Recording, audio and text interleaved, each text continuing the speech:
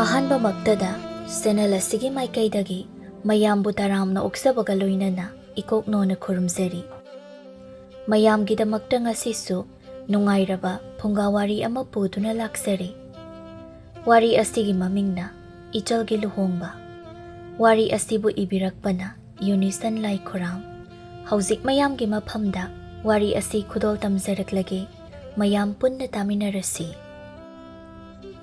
ꯀꯨꯝꯒꯤ ꯅꯣꯡ ꯆꯨꯈ꯭ꯔꯦ꯫ ꯏꯉꯥ ꯏꯉꯦꯜꯒꯤ ꯃꯇꯝ ꯍꯥꯏꯁꯤꯗꯤ ꯂꯧꯃꯤ ꯃꯈꯣꯏꯒꯤꯗꯤ ꯊꯕꯛ ꯌꯥꯝꯅ ꯀꯟꯕ ꯃꯇꯝ ꯍꯥꯏꯕꯗꯨꯅꯤ꯫ ꯃꯥꯟꯖ, ꯃꯆꯤꯜ ꯃꯧꯄ꯭ꯋꯥ ꯃꯈꯣꯏ ꯑꯅꯤꯇ ꯂꯩꯖꯕꯅꯤ꯫ ꯃꯈꯣꯏꯒꯤ ꯂꯧ ꯑꯃꯠꯇ ꯂꯩꯇꯦ꯫ ꯃꯥꯟꯖꯅ ꯂꯩꯀꯥꯏ ꯑꯗꯨꯗ ꯂꯩꯕ ꯈꯨꯔꯥ ꯆꯥꯎꯕꯒꯤ ꯁꯟ ꯄꯥꯕꯣꯠ ꯑꯅꯤꯗꯨ ꯇꯧꯗꯨꯅ ꯃꯤꯒꯤ ꯁꯝꯄꯣꯠ ꯈꯣꯏ꯫ ꯈꯨꯔꯥ ꯆꯥꯎꯕꯅ ꯁꯦꯜ ꯈꯔ ꯈꯔ ꯄꯤ꯫ ꯑꯁꯨꯝꯅ ꯇꯧꯗꯨꯅ ꯃꯍꯥꯛꯅ ꯁꯦꯜ ꯇꯥꯜꯂꯤ꯫ ꯑꯃꯝ ꯑꯉꯥꯟ ꯁꯤꯟꯅꯈ꯭ꯔꯕ ꯃꯇꯨꯡꯗ ꯃꯥꯟꯖ ꯉꯟꯇꯥꯅ ꯍꯧꯒꯠꯇꯨꯅ ꯃꯌꯨꯝꯗꯒꯤ ꯊꯣꯛꯈ꯭ꯔꯦ꯫ ꯃꯥꯒꯤ ꯑꯃꯠꯇ ꯉꯥꯏꯔꯕꯤ ꯃꯆꯜ ꯅꯨꯄꯤꯗꯤ ꯇꯨꯝꯍꯧꯔꯤ꯫ ꯈꯨꯔꯥ ꯆꯥꯎꯕꯒꯤ ꯃꯌꯨꯝꯗ ꯆꯠꯇꯨꯅ ꯁꯪꯒꯣꯟꯗ ꯄꯨꯜꯂꯤꯕ ꯁꯟ ꯂꯥꯕ ꯑꯆꯧꯕ ꯑꯅꯤꯗꯨ ꯆꯤꯡꯊꯣꯛꯂꯤ꯫ ꯃꯔꯤꯡꯖꯨꯝꯗ ꯎꯀꯥꯏ ꯍꯥꯞꯇꯨꯅ ꯂꯧꯕꯨꯛ ꯇꯝꯅ ꯃꯍꯥꯛ ꯆꯠꯂꯤ꯫ ꯏꯕꯣꯍꯜꯒꯤ ꯂꯧꯐꯝꯗ ꯆꯠꯂꯤ꯫ ꯎꯀꯥꯏ ꯄꯥꯟꯗꯨꯅ ꯂꯧꯐꯝꯗꯨ ꯃꯍꯥꯛꯅ ꯎꯀꯥꯏ ꯇꯥꯅ ꯇꯛꯂꯤ꯫ ꯃꯥꯟꯖ ꯃꯃꯥꯅ ꯍꯦꯛ ꯂꯩꯈꯤꯗ꯭ꯔꯕ ꯃꯇꯨꯡꯗ ꯅꯨꯄꯥ ꯑꯃ ꯑꯣꯏꯅ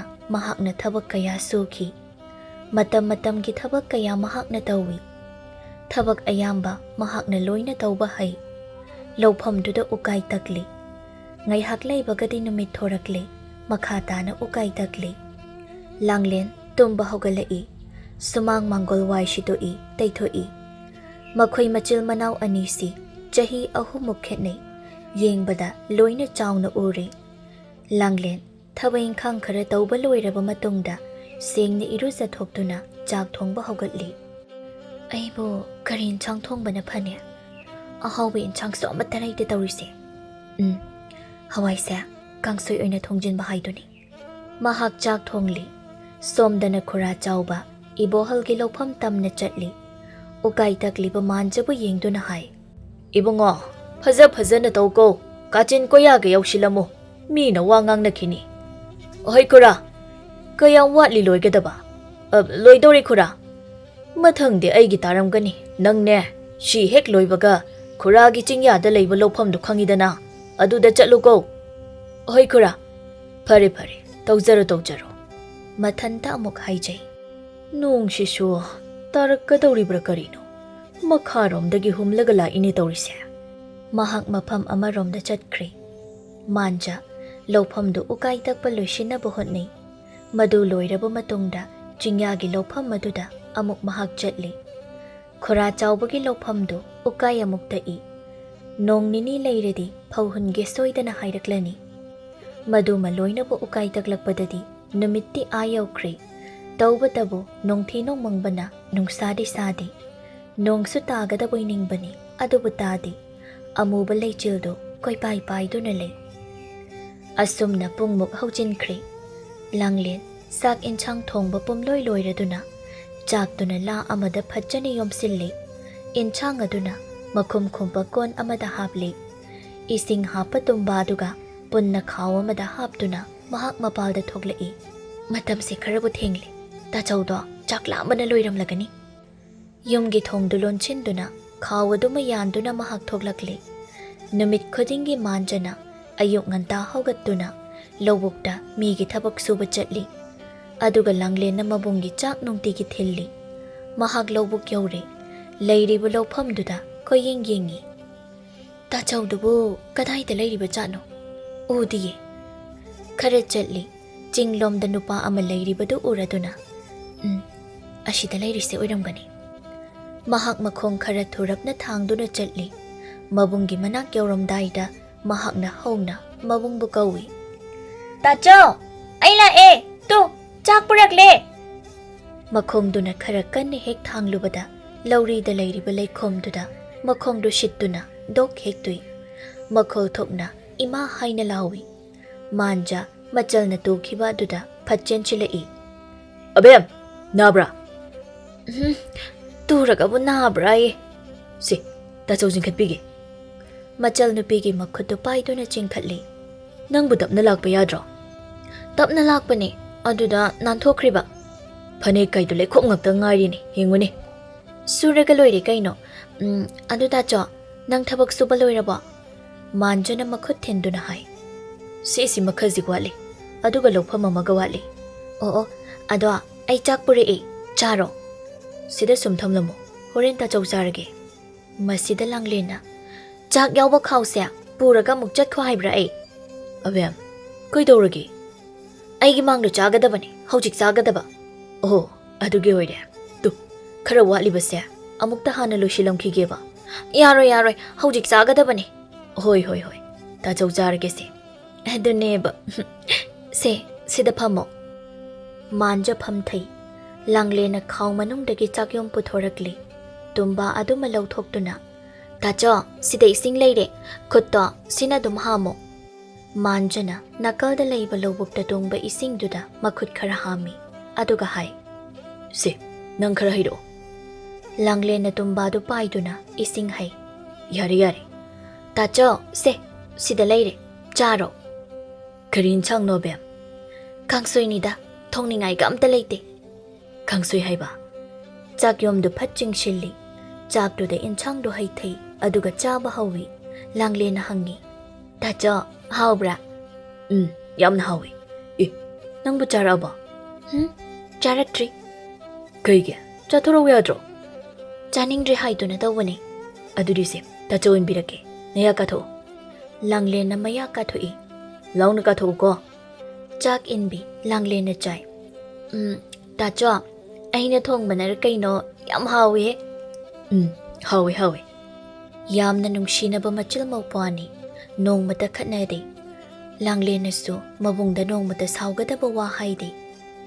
ꯃꯈꯣꯏ ꯑꯅꯤꯒꯤ ꯃꯇꯧꯁꯤꯕꯨ ꯂꯩꯀꯥꯏ ꯃꯤꯌꯥꯝꯅ ꯀꯂꯛꯅꯩ ꯑꯁꯨꯝ ꯇꯧꯅ ꯆꯥꯛ ꯆꯥꯕ ꯂꯣꯏꯔꯦ ꯑꯕꯦꯝ ꯅꯪ ꯌꯨꯝꯗ ꯀꯥꯈ꯭ꯔꯣ ꯂꯥꯡꯂꯦꯟꯅ ꯂꯣꯏꯁꯤꯜꯂꯤ ꯑꯗꯨꯒ ꯍꯥꯏ ꯇꯥꯆꯣ ꯅꯪ ꯈꯔ ꯉꯟꯅ ꯍꯜꯂꯛꯎꯀꯣ ꯅꯣꯡꯁꯤꯁꯨ ꯇꯥꯔꯛꯇꯣꯏ ꯃꯥꯜꯂꯦ ꯉꯁꯥꯏꯌꯨꯛꯇꯒꯤꯅꯤ ꯁꯨꯃꯥꯏꯅ ꯃꯪꯂꯤꯁꯦ ꯇꯥꯕ꯭ꯔꯥ ꯁꯨꯡꯇꯥ ꯇꯥꯔꯛꯇꯦ ꯅꯣꯡꯅ ꯆꯣꯠꯂꯗꯤ ꯅꯥꯅꯤꯀꯣ ꯑꯃꯨꯛ ꯆꯣꯠꯂꯣꯏꯗ ꯆꯠꯂꯣ ꯂꯥꯡꯂꯦꯟ ꯈꯥꯎꯗꯨꯃ ꯃꯈꯨꯠꯇ ꯌꯥꯟꯗꯨꯅ ꯍꯧꯒꯠꯈ꯭ꯔꯦ ꯃꯥꯟꯖꯅ ꯌꯨꯝꯗ ꯆꯠꯊꯣꯛꯇꯅ ꯂꯩꯌꯨꯀꯣ ꯍꯣꯏ ꯇꯥꯆꯣ ꯇꯞꯅ ꯆꯠꯂꯣ ꯑꯃꯨꯛ ꯅꯥꯟꯊꯨꯅꯤ ꯂꯥꯡꯂꯦꯟ ꯃꯌꯨꯝ ꯇꯝꯅ ꯀꯥꯈ꯭ꯔꯦ ꯃꯥꯟꯖ ꯃꯥꯒꯤ ꯊꯕꯛꯇꯨ ꯃꯈꯥ ꯆꯠꯊꯩ ꯂꯧꯐꯝ ꯑꯗꯨꯃ ꯂꯣꯏꯔꯗꯨꯅ ꯑꯇꯣꯞꯄ ꯑꯃꯗ ꯑꯃꯨꯛ ꯍꯣꯡꯉꯤ ꯈꯔ ꯍꯦꯛ ꯇꯛꯄ ꯍꯧꯕꯒ ꯉꯁꯥꯏ ꯃꯈꯩ ꯃꯪꯂꯝꯕ ꯅꯣꯡꯗꯨ ꯅꯣꯡꯂꯤꯛ ꯑꯣꯏꯅ ꯈꯤꯛꯊꯔꯛꯂꯤ ꯅꯣꯡ ꯆꯨꯔꯛꯂꯦ ꯅꯣꯡꯁꯦ ꯇꯁꯦꯡꯅ ꯆꯨꯔꯛꯂꯦꯅꯦ ꯑꯩꯕꯨ ꯌꯦꯝꯄꯥꯛꯁꯨ ꯑꯃꯠꯇ ꯌꯥꯎꯗꯦ ꯀꯃꯥꯏ ꯇꯧꯅꯤ ꯎꯔꯨꯝꯁꯨ ꯑꯃꯠꯇ ꯂꯩꯇꯦ ꯅꯣꯡꯗꯨ ꯖꯝ ꯐꯅ ꯀꯟꯅꯕꯨ ꯇꯥꯔꯛꯂꯤ ꯑꯗꯨꯕꯨ ꯃꯥꯟꯖ ꯃꯁꯥꯗꯨ ꯅꯣꯡꯅ ꯆꯣꯠꯂꯕꯁꯨ ꯆꯣꯠꯅ ꯎꯀꯥꯏ ꯇꯛꯂꯤꯕ ꯑꯗꯨ ꯂꯣꯏꯅꯕ ꯇꯛꯏ ꯐꯅ ꯀꯨꯏꯅ ꯅꯣꯡ ꯆꯣꯠꯂꯦ ꯃꯍꯥꯛ ꯑꯁꯨꯝ ꯇꯧꯅ ꯉꯥꯏꯍꯥꯛꯀꯤ ꯃꯇꯨꯡꯗꯗꯤ ꯎꯀꯥꯏ ꯇꯛꯄꯗꯨ ꯂꯣꯏꯔꯦ ꯅꯣꯡꯗꯨꯗꯤ ꯍꯥꯡꯗ꯭ꯔꯤ ꯇꯞꯅ ꯇꯥꯔꯤ ꯃꯥꯟꯖ ꯁꯟꯗꯨ ꯄꯨꯗꯨꯅ ꯈꯨꯔꯥ ꯆꯥꯎꯕꯒꯤꯗ ꯆꯠꯇꯨꯅ ꯁꯟꯗꯨ ꯄꯨꯟꯁꯤꯟꯕꯤꯔꯝꯂꯤ ꯃꯌꯨꯝꯗ ꯑꯣꯏꯅ ꯃꯍꯥꯛ ꯍꯜꯂꯛꯂꯦ ꯂꯥꯡꯂꯦꯟ ꯃꯍꯥꯛ ꯃꯁꯥ ꯉꯥꯏꯍꯥꯛꯇ ꯇꯨꯃꯤꯟꯅ ꯂꯩꯊꯣꯛꯇꯦ ꯉꯥꯏꯍꯥꯛ ꯁꯪꯕꯗ ꯌꯨꯝꯒꯤ ꯃꯇꯦꯡ ꯈꯔꯇ ꯑꯣꯏꯁꯨ ꯑꯣꯏꯅꯅꯕ ꯍꯥꯏꯗꯨꯅ ꯐꯤ ꯁꯥꯖꯤꯜꯂꯤ ꯍꯧꯖꯤꯛꯅ ꯃꯥꯡꯒꯣꯜꯗꯨꯗ ꯐꯝꯗꯨꯅ ꯂꯪꯆꯥꯛ ꯀꯟꯅ ꯆꯥꯛꯂꯤ ꯃꯊꯟꯇ ꯍꯥꯏꯖꯩ ꯅꯣꯡꯁꯦ ꯉꯁꯥꯏꯗꯒꯤ ꯂꯦꯞꯇꯦ ꯇꯧꯔꯤꯁꯦ ꯇꯥꯆꯧꯗꯨꯕꯨ ꯌꯦꯝꯄꯥꯛꯁꯨ ꯌꯥꯎꯍꯧꯗꯦ ꯂꯣꯏꯅ ꯆꯣꯠꯂꯝꯕ ꯇꯥꯔꯤꯅꯤ ꯇꯧꯔꯤꯁꯦ ꯊꯣꯡꯒꯥꯜꯂꯣꯝꯗ ꯌꯦꯡꯊꯣꯛꯂꯨꯕꯗ ꯃꯥꯒꯤ ꯇꯥꯆꯧꯅ ꯆꯪꯂꯛꯂꯤꯕꯗꯨ ꯎꯏ ꯂꯥꯡꯂꯦꯟ ꯐꯨꯛ ꯍꯧꯒꯠꯂꯤ ꯇꯥꯆꯣ ꯂꯣꯏꯅ ꯆꯣꯠꯂꯦ ꯈꯔ ꯊꯨꯅ ꯂꯥꯛꯑꯣ ꯃꯥꯟꯖꯨ ꯆꯦꯟꯁꯤꯜꯂꯛꯏ ꯂꯥꯡꯂꯦꯟꯅ ꯂꯣꯏꯅ ꯆꯣꯠꯂꯦ ꯅꯥꯕ ꯇꯥꯔꯦ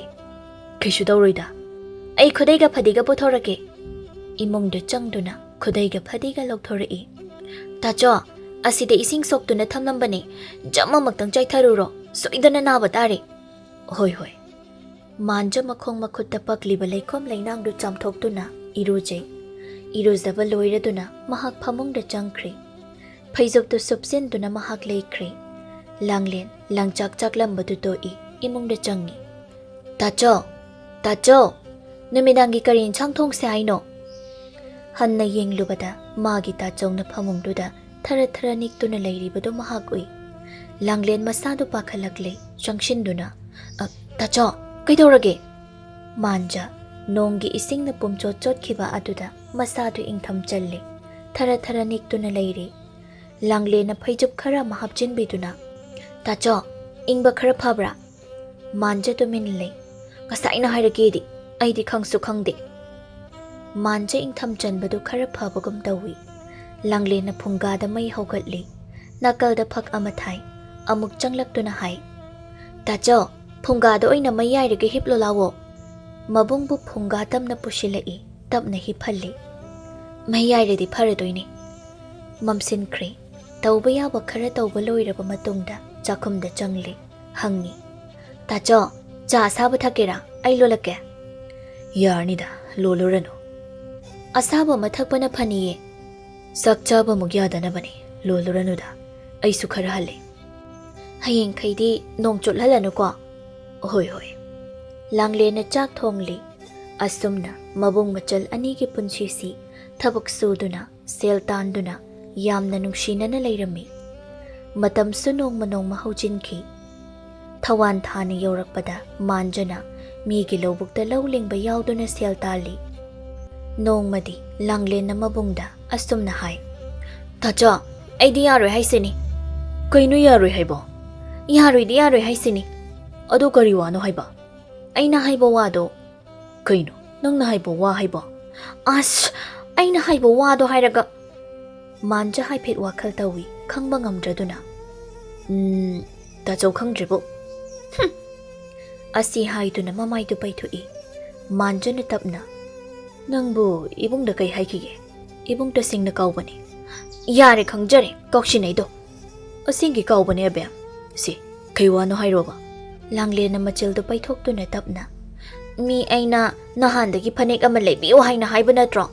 Ado ka kauksin na ba? Masida manja na nog do na. Oh, ado ay de. Ibong dita sing na kauro re. Yari, kauksinay do kangi. Echalgi apamba bu. Nabung na karigi layroy. Echal na sima pami haydo na nakuthin ba kuding mag. Tachong na loy na laybiga doy ni. Aya, asing bagiro tacho. Asing ba ni. Adudi ham na haraway tacho. Nang tacho da saw gano. Handak nong manini do. Sil karapang bawali. Sil hek laybaga. Echalgi panik pasaba matachong na laybi doy ni. Wapam sida langlin. Haraw na nokjay. Numit ninigi matung ni. Ngasidi manja. Lawugtagi nganta na kari Langlin na. Tacho, ngasi diyam na ngali na. Ngasi kay lege. Tacho se, tabag amachat ka daba layba. Kay tabag na hay siya. Angang nang nakangponte. Masida langlin na hay pitnok to na. Ay sukhangi da. Nang nakari kangi ba? Ina mauna ba chatoy do? Ay sukhangi hay ba ni? Hanubini na nang di, loy na kang ni. Chumba chumdro tacho. Manja to minalay. Langlin na makhatay. Tacho, inamado, yung sida karam kanda pusilak to ino. Inamaga layredi, yam na nungay ningo tacho. Inama pusila odo na. Angang nang tuminalayo ko. Is, ikay biga tawri male. Tacho, kayso ikay no. Ay naloy na kang layresibu. Ado tacho, horin pusila odo na. Hoy Ben, nang natokpaloy na silo. Horin di insang hawalam ge, soyra ka nuko tacho. Manja, mapisit paloy redo na. Mapalda thoglakli. Langlendi karigino khangda panghata harawi. Soira aro hayo tacho. Nang nanamayam na pambra. Pamina, aikoy ni tiyum sida tarak laybado nungay bro. Inama ama layredi ay tiyam na nungay rani. Ay giwari sapham layrani. Nanggi thokpa mangang do na lehawro. Ay chali. Manja sumangda kumthakri. Langlena. Tacho, soira ganu ko. Ay niya, inama na chana ba nga thonglamdoy ni. Manja zatkri. Lampak adudani. Manja ka thoynuga layri. Manja na hay. Amuk tuyba. Inama pushilo o sinabo. Hay si buta manja. Ay nataba ka naga layri ba zano niya. Nang buni kayo no hay siya. Thoyno. Ay subakang mapungpari. Sidagi kara layri di. Bakang sari kaya na hay ba do. Uy kibayari. Ay sumun na kalabatong da. Ngasi din ang bo. Ay ko'y gimirang thang ba yung duda pura ka hay na kali. Ngay ko da kayo no. Yamna hatho mali. Nanggi de ungagtani. Nanggi sam. Ay layrari matikcha de haydo na tobo mali. Tamanja.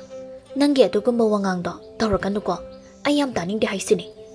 Ho sing asing bahayradi missing sam. Taning da bani. Yari bungo.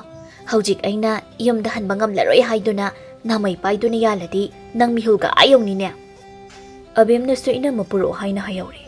ꯑꯩꯅꯁꯨ ꯌꯥꯔꯤ ꯅꯪꯅ ꯑꯃꯨꯛ ꯌꯥꯎꯁꯤꯜꯂꯛꯑꯗꯤ ꯉꯁꯤ ꯑꯗꯨꯝ ꯍꯧꯖꯤꯛ ꯂꯧ ꯃꯇꯝꯒꯤ ꯊꯕꯛ ꯏꯪꯈꯥꯡ ꯌꯥꯝꯅ ꯀꯟꯅꯔꯤꯀꯣ ꯍꯧꯖꯤꯛ ꯊꯣꯛꯂꯛꯂꯤꯕ ꯑꯁꯤ ꯐꯥꯎꯕ ꯏꯇꯥ ꯈꯣꯝꯗꯣꯟꯕꯤ ꯍꯣꯏꯗꯅ ꯍꯥꯏꯔꯝꯂꯒ ꯊꯣꯛꯂꯛꯏꯅꯤ ꯑꯩꯈꯣꯏꯗꯤ ꯂꯧꯁꯨ ꯑꯃꯠꯇ ꯂꯩꯇꯦ ꯅꯌꯨꯝꯗ ꯂꯩꯕꯗ ꯊꯕꯛ ꯇꯧꯕꯒꯤ ꯋꯥꯔꯦ ꯍꯥꯏꯕꯅꯤꯅ ꯑꯩꯈꯣꯏꯗ ꯑꯣꯏꯅ ꯅꯨꯡꯉꯥꯏꯅ ꯂꯩꯔꯨꯔꯁꯤ ꯅꯪꯒꯤ ꯐꯥꯒꯤꯗꯣ ꯃꯇꯥꯡ ꯆꯥꯗꯦ ꯍꯥꯏꯕꯅꯤꯀꯣ ꯀꯔꯤꯒꯤ ꯐꯥꯒꯤꯅꯣ ꯑꯁꯤ ꯍꯥꯏꯗꯨꯅ ꯃꯥꯟꯖꯅ ꯊꯣꯏꯅꯨꯒꯤ ꯃꯈꯨꯠꯇꯨ ꯇꯥꯞꯄꯥꯏ ꯉꯁꯤꯗꯤ ꯅꯪ ꯉꯝꯂꯣꯏ ꯀꯥꯏꯅ ꯍꯥꯏꯕ ꯑꯗꯨꯃ ꯁꯨꯡꯌꯥ ꯌꯥꯔꯔꯣꯏ ꯍꯦꯛꯇ ꯐꯥꯔꯒ ꯑꯩꯁꯨ ꯄꯨꯔꯗꯕꯅꯤ ꯏꯁ ꯅꯨꯄꯥ ꯌꯥꯝꯅ ꯊꯣꯛꯄꯒꯤ ꯋꯥꯅꯤꯅꯦ ꯊꯣꯛꯄ꯭ꯔꯥ ꯊꯣꯛꯇꯕ꯭ꯔꯥ ꯍꯥꯏꯕꯗꯣ ꯌꯦꯡꯕ ꯇꯥꯔꯦꯗꯅ ꯑꯁꯨꯝ ꯇꯧꯅ ꯅꯨꯃꯤꯠ ꯇꯥꯁꯤꯟꯈ꯭ꯔꯦ ꯃꯝꯁꯤꯟꯈ꯭ꯔꯦ ꯂꯥꯡꯂꯦꯟ ꯆꯥꯛ ꯏꯟꯁꯥꯡꯕꯨꯗꯤ ꯊꯣꯡꯂꯤ ꯃꯇꯝꯗꯨ ꯐꯥꯎꯕ ꯃꯕꯨꯡꯅ ꯍꯜꯂꯛꯇꯕ ꯑꯗꯨꯗ ꯃꯥꯒꯤ ꯃꯊꯃꯣꯏꯗꯨ ꯋꯥꯖꯔꯝꯃꯤ ꯇꯥꯆꯧꯗꯨꯕꯨ ꯍꯧꯖꯤꯛ ꯐꯥꯎꯕ ꯍꯜꯂꯛꯇ꯭ꯔꯤꯁꯤꯕꯨ ꯆꯥꯅꯅ ꯏꯅꯝꯃ ꯄꯨꯔꯛꯄ ꯑꯣꯏꯔꯝꯂꯗꯤ ꯐꯩ ꯑꯩꯕꯨ ꯃꯄꯥꯜꯗ ꯊꯣꯛꯇꯨꯅ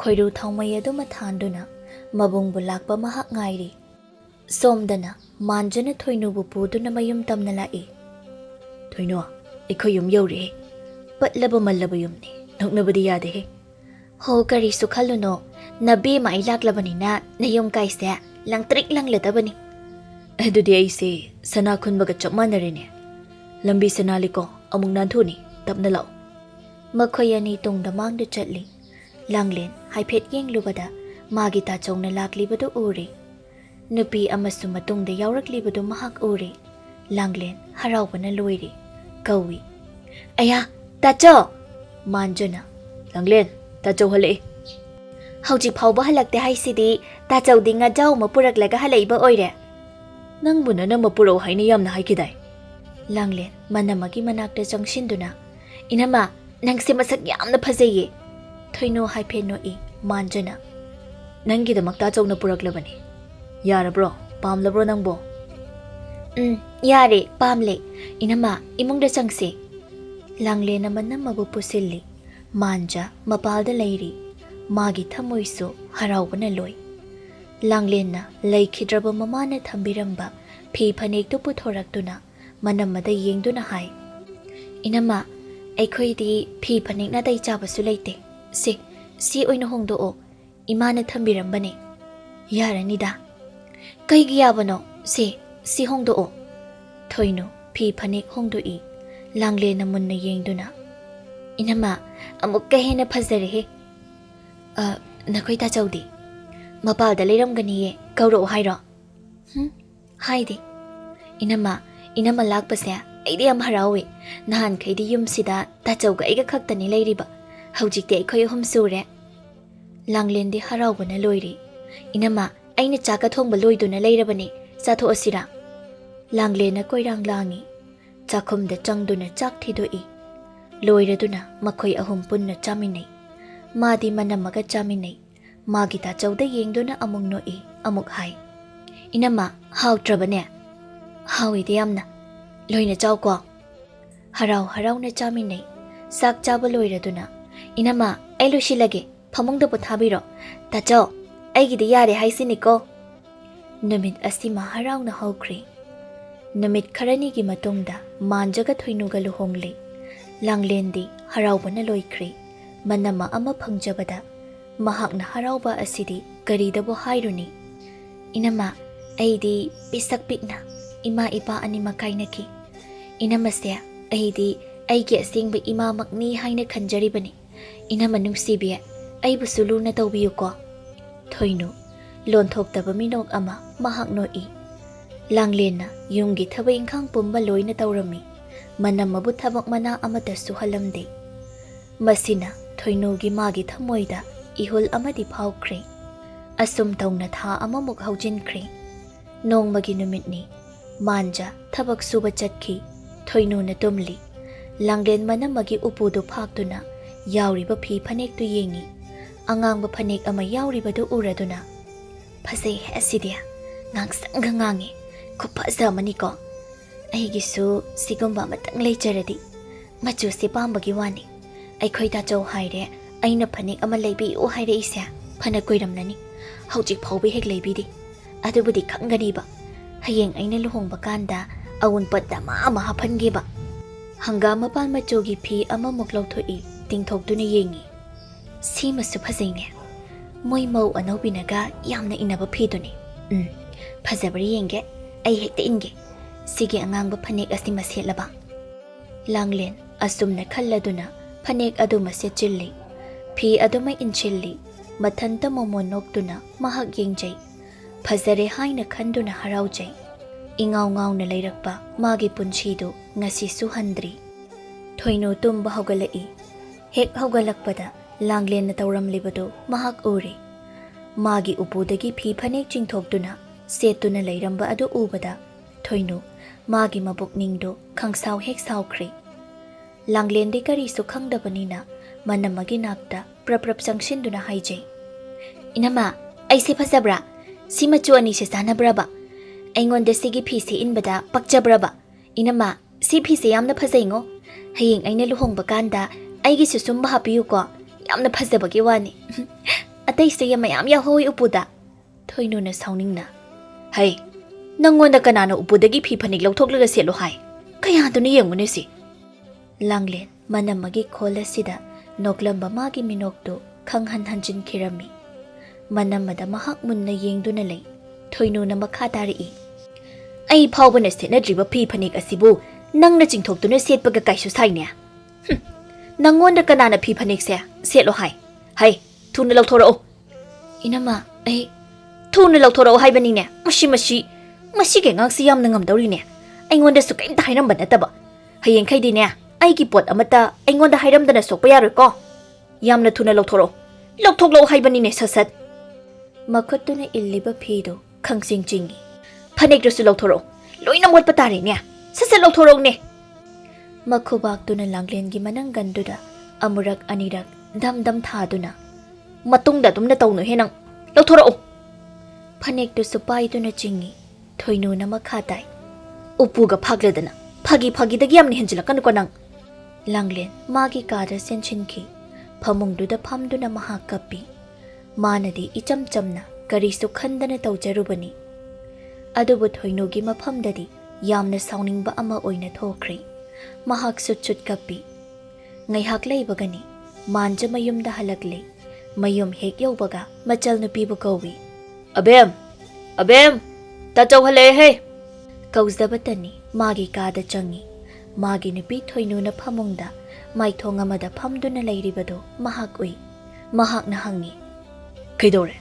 nangna amuk namai namit ka sutoklibaduna Thoinu kari sukhumde mana leiriba asawki sakdam maduda mahak adum leiri magi phamungda leiriba phi phanek tu yengduna amuk hangi phi phanek ka chari duna karigino nangbu kadai de chaluge Thoinu hanna phawba yenglakte karinu Thoinu nangna tawrakliba sibo kaidorage haibane nangbo khamalaktrabaduda ngawbra kaino khudai adu mo hongdoktuna machal nupigi kada amuk changi abem ngasi deta chau chakla me he chakra ngalu Langlen phamungduda maithong imak maksina phamli madubu uraduna hangi abem kaidorage nangbo nasa nungai trabo machal nupigi nakta phamthai Langlen na mabungda yengduna tapna tacho ai ngasidi yamna kapningi ichalbu kaidorage si nabungda singna hayo tacho ai asi haiduna mabukning nungsina kapthorakli si ichalbu kaidorage ba andabur tacho inhamana aingonda phuriba ha manja phuk hogatuna magi nupigi manakta chatli aduga hai hai Thoinu kaigino nangna Langlen phuyaise Thoinu kari sukhumdana adumak phamli karigino haibani nangna ngang phuribo handamukti Thoinu mamittuna pairap yenglaktuna ho nangi na chal nupi sak phajabi sinanya aigi upuse koi phak tuna phi phanek chingthokduna set induna leiramlini ha mabo aina amuk phawbu inadriba phi kaise mane induna leiramlini masidabu kanana sauningoi doino mabo angang macharo laidi sanabadawna phanek kaise loina motleba manja makholdu khara taptharaktuna aduisu phudrasu phajana haiba kaidogi nangbo ho hairabani manna si tasinadaba aduidi phutabani nongshidi ko Thoinu angangshida kanagi angangno mabo anganglo matungda tawranu khotlanu hana phajana hairaga yabo wasida ko hek tawrka machal nupi asigi michang yengjaningdre manja machal nupi gi manakta amuk lai abem kablanu si Ichalna ingonda phanik ama leibiyo haina haikibada ibungdi pungkaw he kawruri. Handakti ibunggi sel hek phangbaga Echalgi phi amaga phanik amaga soidana leibiradoini. Sese kapatoklo. Tacho leibiran uyari. Ai keimta pamjedre. Abem Langlen phuk haugatuna chakhum lomda changki. Manja machal nupigi ngasigi matau asigumbadi mahak mamangda amukta ukhidri. Magi thamoida nungaitaba ama iphau phauri. Magi kada changlei. Thoinu bu yengduna tapna. Thoino nangna phana sauninglabasu angangdadi khut khak thaganu ma babuk ning nuksikhini. Yamna nuksikhraboida ko nachal nupi ase. Adugi natini ima ipa nongna kaina khrabani mahakti. Ho adu kaidause haino. Manjawa makhata tharubada kari sukana raroi khanduna phamungduda hipthakri. Thoino magi thamoida wakhalama khankri. Oh mana machal nupi sibo yamna nuksikhrabu oire. Ai togiba nangna kayang koina nachal nupi se nungsiduna leiba ngambage haibado yengiba nang. Langlen chak loiri mabungga manamagagi chak thiri magidi chak thidi thong wangmada leptuna. Tacho chak loire inama chak loire. Nahan khaidi manamagi kada hekto changduna kaubani. Ngasidi mahak changdre. Magi thamoida waroba ama phawi. Angang wakal oiduna asumna daujaribani. Madi magi kada changkre. Manjana magi nupida. Chak loire haise Dorislo. Ai chakam da sasaningde. Hera nangsu karisto leitaba wadugi lao charurasi. Makhut paiduna chingduna chakhumda changi. Thoinu phamthakri. Manjana kawi. Abem lao charasi ne nangbo. Amuk yengthai machal nupigi chak saruk leiba udaba duda. Sak saruk leitene. Thoinuna tamina dum chapiro kaidoge. Ngai khone nangbo magi chak saruk leitene. Phuk haugatuna thoki. Thoino sak chaba hawi. Machal nupigi manakta changduna. Chak chawrasi lao. Langlena tapna. Tacho ai chak chaningde. Karigino chaningdrebo. Ai chaningdre. Tacho udum chathokpiroro. Hey lam hengana. Namidang chara henba phate. Tacho ga chawrasi lao. Tacho ai chaningdraduna tawbani. Nanamana khara ngangbagi nangna dumaina tawradi yararoi. Nangbo nanama nungsi haibadai. Laosi maramokpani. Laone. Makhut paiduna chingkhatli chakhumda changlei. Sida phamlosi tachoga punna chaminarasi. Chak pukham aduda pulapham thamini. Makhoi ani chak samini. Makhoi ani gi mataudubu ubada thoinu madi tasingna mamit naba haibado oiri. Mathanta haijai. Michi onthokna naridu kolaima injaningdabana. Sak chabadu loidana phuk haugatuna mahak thokri. Manjana thoino kidore sak chaba loidana haugatlibade. Ho chaka chajaningdre. Machal nupida yengduna sasilo. Karigino khangdana thoino magi thamoida langlenbu nungsidaba haukri. Asumna yengthiba asigi marakta namit kharani haujinkri. Namitto ayung ngantana nong tarami. Nungshitnaga sitpani. Nongdo mangolomda loina haijilami. Mangoldo ising tongle. Langlena nura ama paiduna ising duwai oina taithoi. Nong naga haijinbagi pumchotli. Thoino nongga tabaduda yahau ningdraduna tumba yaba tumthokle. Adugi matungda hakam wawa chanduna haugalei. Makhongduna hek thangdoklakpaga ising ananbadu netuna hek sittuna mangolduda ningong yeiduna tarami. Ayo ba mi hale kaino tawrisibo. Imungdagi langlen phat thoklei.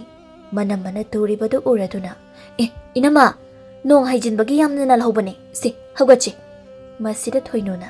Yare toksinarano. Sumaina tawnaba haidana ising se haidokduna nangna thamba natro.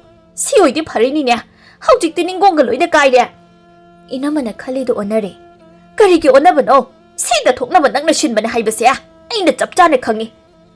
Inama se haugachi. Ai hugatke. Langlen paktharai. Maduda thoinuna langlengi makhudu ta paiduna chingthai. Langlen phamduna dai. Khangaba aduni. Nungaibra.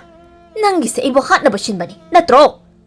Inama nabunga tuda lakhi sanoba. Ai togiba. Angang nangna he. Hainaringay manja nong maraktuda yumda senchilai. Mangol aduda oiriba mataudu uratuna hangi. Nakhoi ni deduda kaidoriba? Thoinuna sat hekta haiki. Ho nangi nachal nupi sak phajabi asina nya.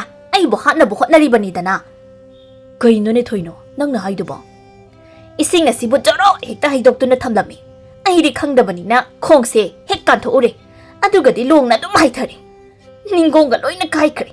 Masige ngangse yamna phattama ngangni ko se. Tajo, ay asumna khankiba leijadi.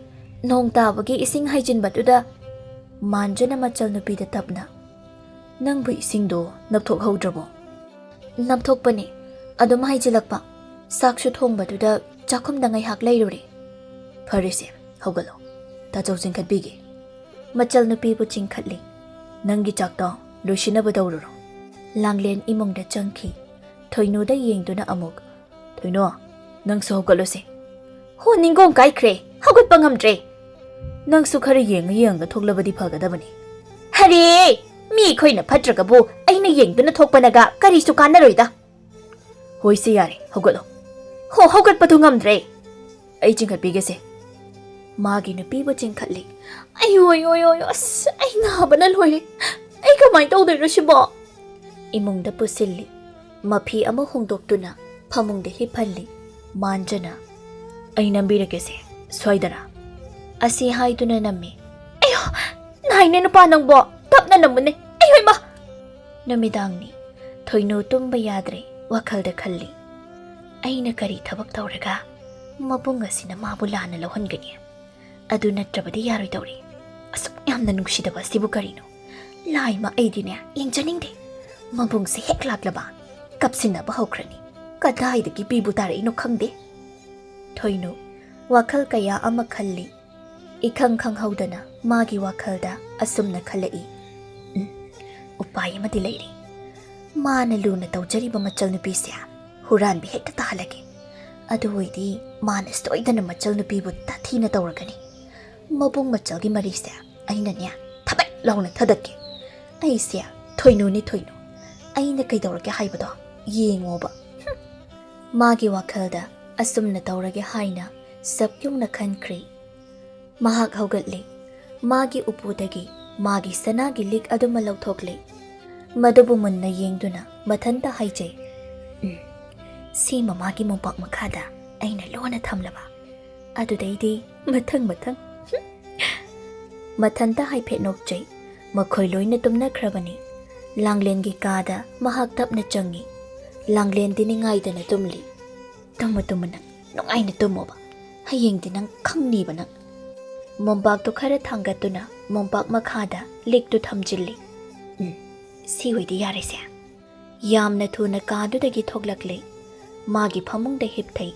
Sor asangba ama hondoi. Hayeng nongan mangairage. Asum dauna ahing ngasi mahawjinkhre. Mathangi numitni. Thoinu yahaw khara nganna hawgatli. Mapuroibada hai. Ngasidi ay ipamda thabak ama chatkadoy. Ngasibo, nang mungarang na suhaydi. Ipamda thawdok ama thokpa ngayhakda chatlugi. Nang nathanda chatpabu yadawribro. Ay yaw haybro. Ngasi thabak chatpiroidro. Nang na chatchayradi ay thabak lepkadoyni. Adudi ngasi sima lepthokpiro. Ipamda oina putna jakrasi. Hoy. Ay loishinba hawrabani ko. Thoinu loishinba hawi. Mamay mamitta khara kesilli.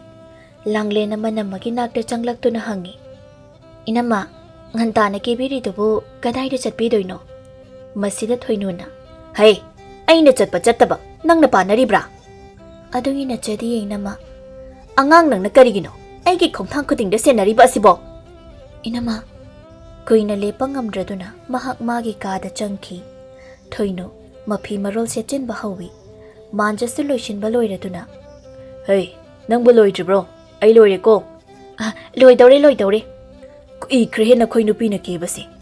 Machal nupi ki manakta changduna hai. Abem, ngasidi chakhapluran ko. Nanamagi mapamda mukta chatminaruge. Horen nga nahlage. Thoinu, matang chari khanduna. Mapuray babutana ba mawongda lauba hawrei. Ho tari bro! Amuk talao sita! Thuna amuk talao! Amuk laure ni.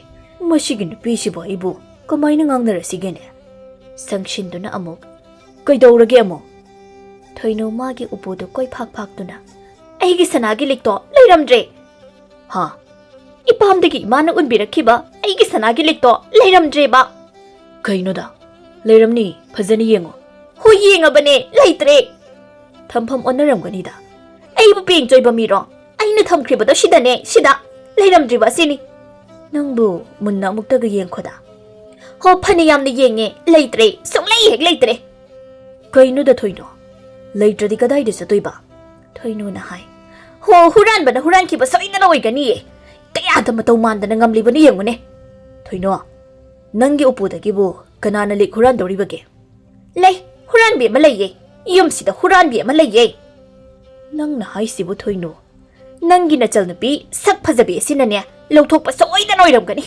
kaya da ngamli ba angang ni yengune se thoino nangi wa do kaino madawida karigi wa kaino madawbano yum sida mitop kana changbage aigi upuse phak tuna mahangna dum yengbani leitribase mana lawthok pada tana kanana oigani nahan mukse upu phak tuna phi phanek lawthok lamliba aduni manja magi nupi gi wahai se tabada khangsau saugat lammi yamna thuna machal nupi gi manakta changi machal nupi gi makhot pai tuna chingthori aduga hangi nanamagi upudagi likkanan lawthoi langlendi ta singna khangdabanina mangak haiduna aidi khangde hayobem nanamagi upudagi lik nangna lawthokbra tacho aidi lawthokti masida thoinuna kayada machil thiriba ngangni yengune nangna lawthoktana kana laktuna lawthoktoribage inama aidi inamagi ipot iran amata thengjakhiba leijade hari machin che asuk thini mase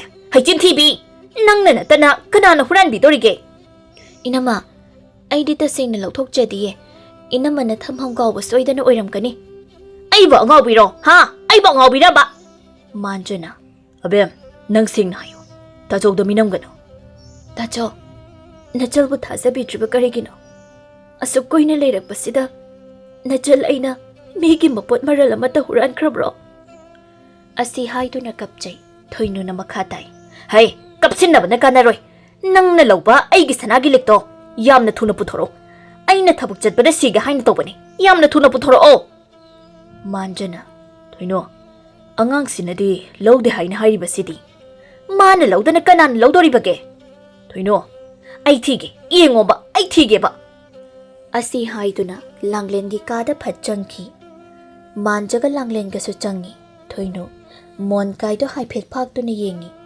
mana tawriba adubo manjana munna yengli thoinona mompak adu phat hek haigatli mompak makhaduda lik ama leiribadu hek uri thoinona likto makhona paiduna sidaleire aige lik sidaleire manja likto urubada ikhang khang haudana magi nakalda lepliba machal nupida makhubakne shet thai aduga hai nangbu hurande haibadai asigaino ha asigari no thoinodi mabuk ningda haraujari khangabra khuppak ama charidana langlena tacho korkano nang aingoda tacho korkano karigino nang na migi mapot maral asuk yamna pamli ba sibo tacho ai lokhi balaitiye nang na lawdana sida kamai leigadori hai huran be ai ki chalni haibadi ikai jaine tacho nangi damak tacho na kari su leiba ngamde haiduna karigino nang na migi mapot maral huraliba tacho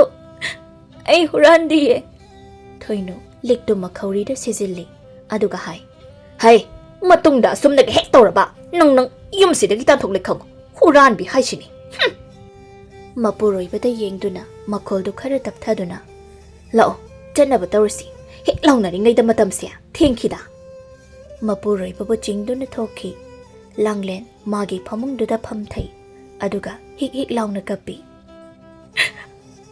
ima aigi laibak asibu karino aina de inama malakli khanduna kaya da harau jaruba aduga ngaside phumnamak tayonare ima ta chawna ai basulana laure ai huran binate ima manamagi miyot minaida mahakapjari thoinuna lao yari chalasi Manja mathamoida nungaitaba amaga loinana makhong thangduna chatki. Thoinuna chatna hai. Ngasidi ipamda dum leithoraklasi. Yam sidaga ai tasengna leningrabani. Huranbi mayam asinabu amuk toiba karino. Ngang duna chatki. Mamsinkre matam asi phauba magi tachauga manamagadi mayumda halaklamde. Tachauga inamagadabu hawjik phauba halaktribasibu. Phanat koina halakpa ngairi. Adubu halakpa kauba laitari. Langlen thongchetna lonchilli. Magi phamungda hipthakre. Langlen mamit mitsna anido tapna ushinduna tumthakirami. Ngasidi ikhang haudana magi manglanda mamagi sakdambadu urami. Mamagi aroiba mikup aduni. Langlen di piklabastu mahak wakhal tai. Makhoigi mama sakhi phamungda aroiba matam ngaiduna yataduna leiri. Manjana Ima nang naba pharoba. Ima na sumna naduna leibasa. Nachai khoi leifam khangde. Ima naba pharoba. Sakhi macha ani ki saktam dabu munna yengjai. Magi thamoi nongdi machet tana kairi. Sakhi mahak koine hinglaroi haibasi mahak masana su khangjari. Mahak na hai imagi achauba. Nakhoi ani se onthok na laibak thikre dako. Lamja macha haibado soidana oihoragani. Ima karino imana haibiribo wafamadubo. Adumna haibigano ima. Icha anibu thadoktuna ima se chatpa ngamdre. Imagi langlet. Imagi achauba. Karigamba. Imana laibak thiba thokrabasu. Nangna nachal nupi asibo chawna bu yoklo ko. Nachal nupi gi mitlu dagi piranga mata sinthalakanu ko. Ima aigi icha langlendi ninga yamna kanbani. Icha da nang khak phuganu ko ibungo. Ima adumna haiganu ba. Sakhi holiba sordu mapung pharaktre. Ipun bagum tawrakli. Ma kaidorge si tapna. Imagi achauba. Nachal nupi bu luna tawbira uko. Imade ichani bu thadoktuna chatpa tare. Wahi asiga iroinana sakhi mamit ushinkre. Amuk hanna sor holakhidre. Manjaga langlengana mamagi thawai yaudraba hakchang adubu konduna kapchai. Ima mitpango ima karino matawasibo ima slimit panglo nachai khoiba nukshidrabro. Langlen chokapi manjana machal nupibo mathada chetna konchinduna. Ibungi langlen ichilina wani gi laibukse uthongna thiredako. Palim imanasu ichilina wai khoi anibu thadoktuna chatkre. Tacho imabu khamo imane toblibase amukta haudo o. Abem imase tombanati imase aikhoi ani thadoktuna chatkhribani ne abem. Machil manau ani gi maithongdo mitki pitana ichau thokle. Manjana Ichalbo aina chawna bu yokani. Ichalbo aina wahaloi. Ichalgi mitlu dagi piranga mata sinthalloye. Langlen mikap khang thok lai. Wakhal tarakpada mitlu aduma pirangna pungthum duna leiramle. Mahakap jai. Tacho karigino nangna wakhal onbabo. Nachalaiba nukshidrobo. Aiba luna tawbini hairaga. Karigi tacho aiba puri mano. Nachalaiba huranbi nachadiye tacho. Asum tauna thoinuna thengkhang kayarakta langlenbu otlami.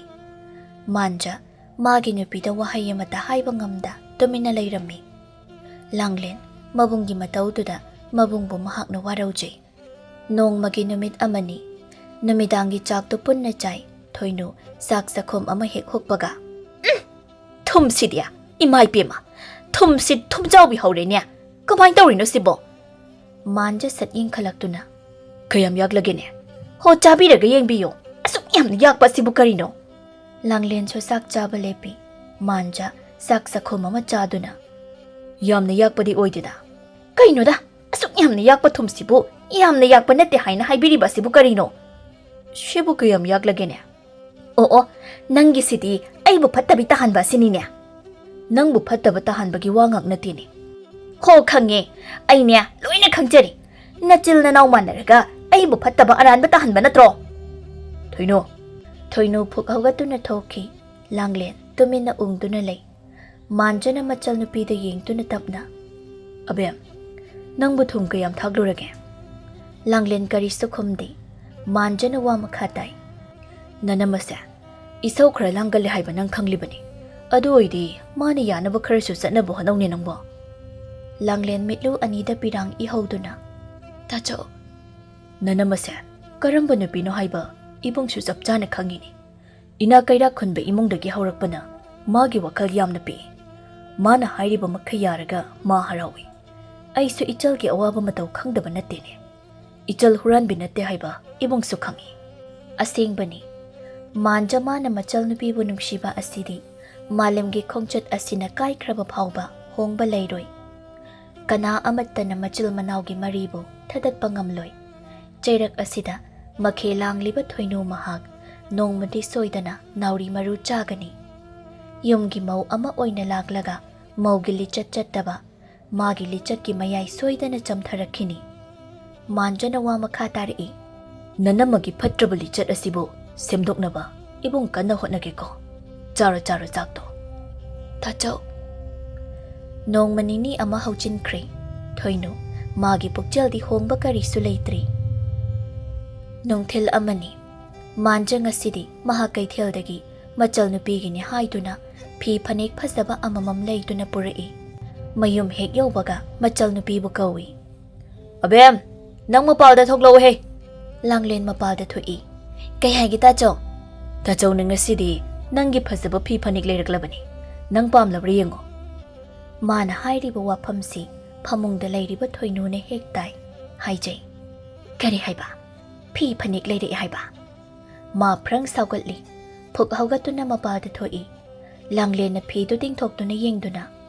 Tacho, sidi yamna phazaye. Machu kaise aini yamna pamjaba machuduni. Nang tasingna pamle ko? Pamle. Amte inchiludana pakchabri yenge. Hoi tacho. Asi haiduna phi do inchilli. Manjana nokphetawna yengduna. Phazare. Yamna phazaribu. Asingi phazabrani tacho. Thoinu prap thoklaktuna lawi. Kaina nupa, nang na tawribase.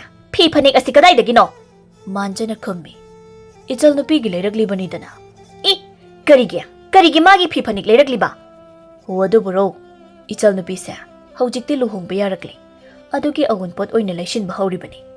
Aigidi echal mahak mathantani. Aina leibidrabadi kanana leibigani. Kaino haibiribu waduba. Leiba tarabasu aigi leigadabani. Magi leiba yaroi. Asi haiduna langlene illiba phidu mana tapchingi. Aduga leiriba phanek adusu makhutna pai. Haijai. Aigi ngakta oigadabani. Mashida manjana hai. Thoino. Nangbu madu pambrane. Pami. Phari. Nangna pami hairabanina nangi oiro. Masida thoinu do harawi. Manjana makhatai. Madu puraga nang yum se thadoktuna haujimak chatkro. Kaino haibiriduba. Phi phanek aduna nang aigi punchigi marakta lei ama chinglasi. Ai yum sida Echal nupiga nungaina lehorage. Kaino nupa nangbu ngaurabro. Aina phazana haringe asida nang mafam se thadoktuna thuna chalhoro. Aidi kaidobagi chattoiba. Aidi chatloi. Nang chalaroi. Chatloi. Nang sumcha chalaroi. Sumchat hek chatlaroi ye. Adu oidi. Asi haiduna manjana thoinubu hekta phuba hawi. Aduga hai. Nahak thak. Ikutna shet thazaraktriba Echal asibu khupakna thakredana. Nangna numidangduda haugatuna nangi likto Echalgi phamjau makhada thamkhibadu ai uhoroi haina khanbra. Wafam asi hairakpada thoinu khumpham khangdre. Manjana magi nupibu phui. Ai lanjakre. Ai mamukta ngakpiyo. Ai tesengna lanjakre. Lale hairaga hekta yaradra. Migi machil manaugi maribu machet tana thadadnabu hotnaba. Nangdi yamna phattaba nupini. Nang yumse thadoktuna sakhigadabani. Langlena magi tachobu khamjelli. Tacho topiro. Inama senaramani. Inamagi langle. Inama tasengna nangi naphamda lankre. Apangbina nama aibo amukta ngakpiyo ni nangna. Inama. Asi haiduna konchinduna kapmine. Mikup asida thoinu wakhal tarakli. Magi piklamba pukchaldo chaipu amada swai mangkhirami. Asum tauna ngasidagi ichel amada makhoi ahom punna leiminari. Chahi amarom haujinkre. Matam asida langlengi mayumdo irang langi. Langlen mahak luhonggadaba hayingtang ngairi. Manja amadi Thoinuna machal nupigi wattana hotnari. Thoinuna hangi. Langlen, nangbu kari watlibage? Nama yarnida tachaw amadi inamana unbiriba kharasina penjari. Ichaldi matomtani awatpa amata layhalloi. Manjana changlaktuna hairi. Abem, nangi awatpa layningba layribro? Tachaw yaranida. Thoinuna. Inamana pigadaba yamna maru oiba ama watli.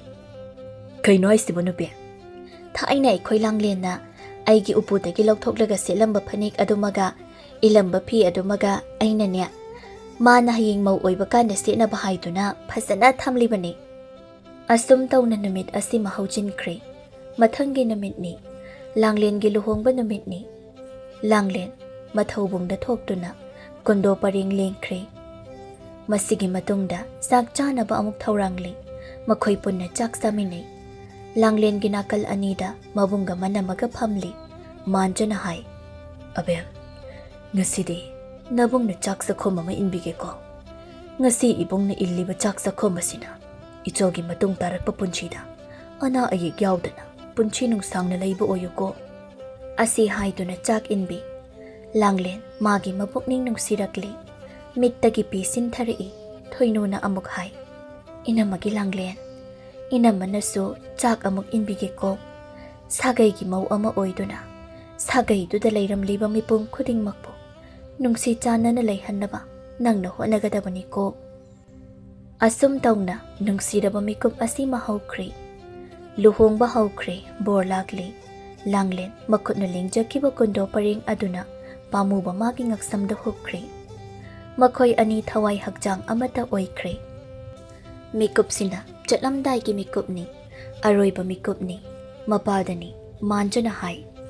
Ibunggi bema si. Imaga babaga da kuramo. Mikup sida. Ima pabungdo yaujaram labadi. Kaya da penjagani. Kuramo. Langlen mitludagi sintharakpa pirang aduga loinana. Laiway kraba mama mapa anibo kurumi. Madugi tungda mabungbo amuk kurumi. Yari, hugalo. Nungayay panapanbo oiruro ko. Magkokta nung sinananthabi. Manamabu amuk kurumli. Asum taw na mahag nung siraba mayum adubo thadokduna. Pamu magi manaktam na lakli. Pamu ba magi karay Thungga yaurakpada. May hauduna kabog jayduna okpiri. Asum na tawba asina lambi lamakhangda. Laitin phattaba thengnaramba thoklabasu okthokpani haina thazanay. Langlen imongda changkri. Manja magi pukning dilay tadi. Haukraba punchigi wari kayadubu ningsing lubada mittagi pi tarai. Nupamana. Ibunga kapkano. Taibanggi hauna shani masi kaphaide ko. Mitki pi duday thoi nupaduna amok. Nachal nupigi managda changbiruro. Mi chatnaba thoknarakli. Manja imongda changi. Langlen mabung na laybirakhiba phanik aduma settuna. Phi aduma induna phamduna layrami. Langlen mabunggi saktam ubada mitlu anidagi pirang sinthakiba khanghaude. Manja makhutta pairiba lupa 10 chapidu machal nupigi phigauda hapi. Langlen makokta nonthai. Manjana makhutna machal nupigi makokta nanthaduna. Iyumsida layba ima pabungbo. Apokpa ima pabungni haina khangadabani ko. Napuroy pabuki na hanggoy na chalo. Mina wangangadaba thabak amata tawba yade ko. Ichal sidi nungay na laybo oijaro. Langlen hik kapthori. Mitlu anigi pirangdo phazin mangamdre. Tachaw. Ibunggi Langlen. Tachaw gi maphamda. Nachal aina oina jabado. Amuk hana phanglaroy ko. Tachaw. Nachal oibi aina. Sagay amada dinkrabasu. Ichil inaw oibagi nugsiraba mari adubade. Khangmanghaloy si ko tachaw. Nachal na ibunggi naktalakpada. Haraw na nachal bu kaushinbiyo ko. Abem. Nakok pauba chiktana. Nungay na lehawro ko. Ibong amuk chale. Manja thokri. Langlen kap na mabungbo yengdo na lehawi.